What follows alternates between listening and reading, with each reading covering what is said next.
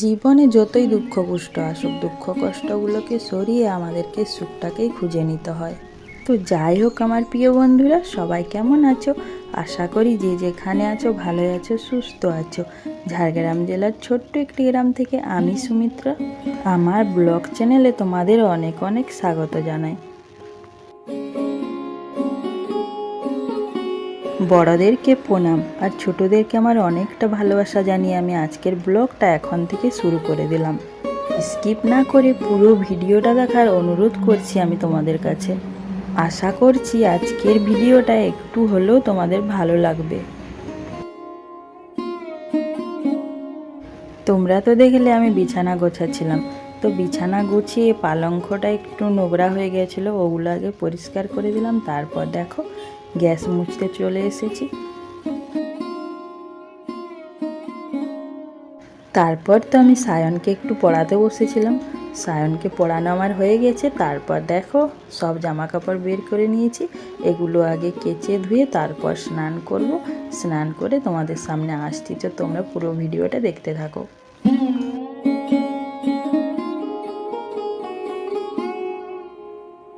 তো বন্ধুরা, আমার কিন্তু স্নান কাচা ধোয়া সব হয়ে গেছে। এখন আমি মুড়ি খাবো, তার জন্য দেখো মুড়ি আর চপ নিয়ে বসে পড়েছি। আর যেহেতু মুড়ি দিয়ে খাবার কিছুই করিনি, তার জন্য চপ আনিয়েছিলাম, চপ দিয়ে মুড়ি খেয়ে নিচ্ছি। মুড়ি খেয়ে উনুনটা ধরিয়ে ভাতটা বসিয়ে দিয়েছিলাম। তারপর দেখছি মেঘটা পুরো অন্ধকার করে এসেছে। গ্যাসে ডালটা বসাতে বসাতেই প্রথমে গেলাম জামা কাপড়গুলো তুলতে। জামা কাপড়গুলো তোলার পরে দেখছি আবার রোদ বেরিয়েছে, তো আবার জামা কাপড়গুলো মেলে দিচ্ছি তার জন্য। আর এখনও কিন্তু আমি সায়নকে স্নান করাইনি।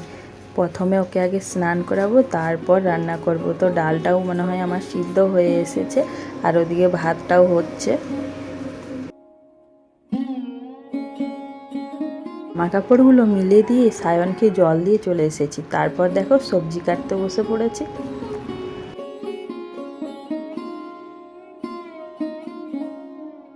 আমি আজকে রান্না করব ডাল আর আলু পোস্ত। আলুর সঙ্গে একটু বরবটি দেবো আর কি। সবজি আছে অনেক কিছু, কিন্তু আমি আজ কিছু করব না, কারণ কেউ খেতে চায় না সবজি। আমি একা আর কতটা সবজি খাবো, তার জন্য সবজি করব না আজকে আর। আর এদিকে দেখো সায়ন স্নান করে চলে এসেছে, তারপর কি বানাতে বসেছে।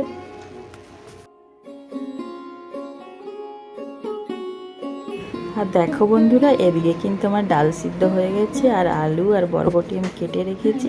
পোস্তটা কিন্তু আমি বেটে নিয়েছি। তারপর ডালটা দেখো করে নিলাম। আর এখন আমি এই যে আলু পোস্ত করব, তার জন্য তেল আর পেঁয়াজ দিয়ে দিলাম। পেঁয়াজটা ভাজা হয়ে গেলে আলু আর বরবটিগুলো তুলে দেবো। তো বন্ধুরা দেখো আমার কিন্তু রান্না হয়ে গেছে, ডাল আর আলু পোস্ত করে নিলাম। আর এইদিকে দেখো সায়ন কীরকম উপরে উঠে নাচ করছে আর গান করছে।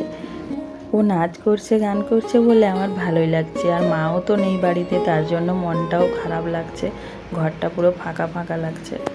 আর এখন হচ্ছে বিকেলবেলা। তারপর ভাত খাওয়া দাওয়া করে একটু শুয়েছিলাম, শুয়ে উঠে পড়েছি। তারপর সমস্ত কাজ করে নিয়েছি। দেখো দুধটা গরম করে ঠান্ডা করতে দিয়ে এসেছি। আর এদিকে রসুন বের করছি, রসুনগুলো ছাড়াতে বসেছি।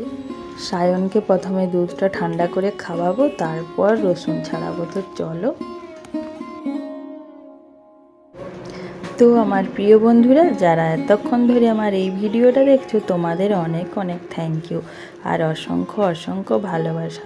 যারা নতুন বন্ধু এসেছো, আমার চ্যানেলটা সাবস্ক্রাইব করে নাও, বন্ধু করে নিয়ে আমার পাশে থেকো। তো সকালে সেই যে সায়ন যেটা বানাচ্ছিল, এই হচ্ছে সেটা, ও ঘড়ি বানাচ্ছিল। তারপর দেখো রসুন আদা পেঁয়াজ সব ছাড়িয়ে মশলা বাটতে বসে পড়েছি।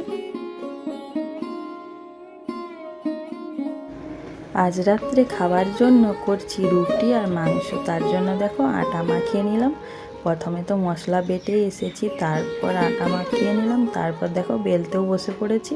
আমি রুটিগুলো আগে বেলে রাখছি, তারপর একটা একটা করে ভেজে নেব। তো দেখো বন্ধুরা, আমার কিন্তু বেলা হয়ে গেছে, দিয়ে আমি ভাজতেও বসে পড়েছি। মা নেই, তার জন্য একাই সব করতে হচ্ছে। যদি মা থাকতো তাহলে মা রুটিগুলো বেলে দিত, আমি সেঁকে নিতাম, আর না হলে আমি বেলে দিতাম, মা ভেজে নিত। তো দেখো বন্ধুরা, আমার রুটি হয়ে গেছে। তারপর মাংস করব, তার জন্য আমি মাংসটা বসিয়েও দিচ্ছি। তো বন্ধুরা, আমি কিন্তু আমার ভিডিওটা এখানেই শেষ করলাম। ভালো লাগলে অবশ্যই লাইক, কমেন্ট, শেয়ার করো। আর হ্যাঁ, সাবস্ক্রাইব করতে ভুলো না। টাটা।